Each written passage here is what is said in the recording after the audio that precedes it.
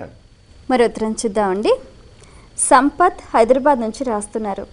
సుదర్శన హోమం ఇంట్లో చేసుకోవచ్చా, తెలియచేయగలరు అంటూ రాస్తున్నారు. నిస్సందేహంగా చేసుకోవచ్చు, ఎలాంటి ఇబ్బంది లేదు. సుదర్శనం కానీ, నారసింహం కానీ, వైనతేయ ఇష్టి కానీ ఏ హోమమైనా మనం ఇంట్లో జరుపుకోవచ్చు. అయితే దానికి కొన్ని నియమాలు ఉన్నాయి, వాటిని పాటించాలి. ఒకరోజు ముందు ఈ సంకల్పాన్ని తీసుకోవాలి. అప్పటికప్పుడు కాదు, రేపు చేసుకుంటాను, లేదు 3 రోజుల తర్వాత చేసుకుంటాను.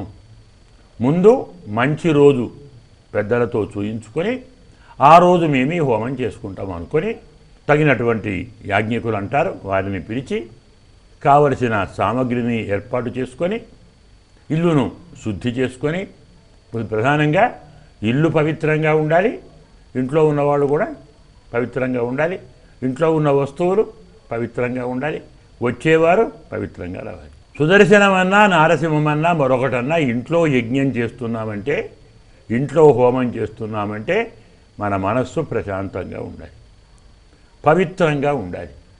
ఎలాంటి కోపతాపాలు, చింత, విచారము అలాంటి వాళ్ళు దూరంగా తరిమేయాలి. అన్నీ వాడే చేసుకుంటాడు. మీరు బాధపడ్డంత మాత్రాన మీ సమస్యలు పరిష్కారం కావు. మీరు ఆనందంగా ఉంటే కొత్త సమస్యలు రావు.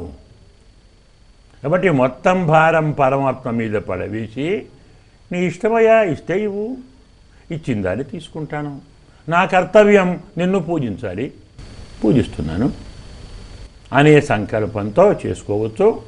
ఎలాంటి అవరోధం లేదు. భక్తి శ్రద్ధలతో చేసుకోండి, నియమ శ్రద్ధ చేసుకోండి, అనుగ్రహాన్ని పొందండి.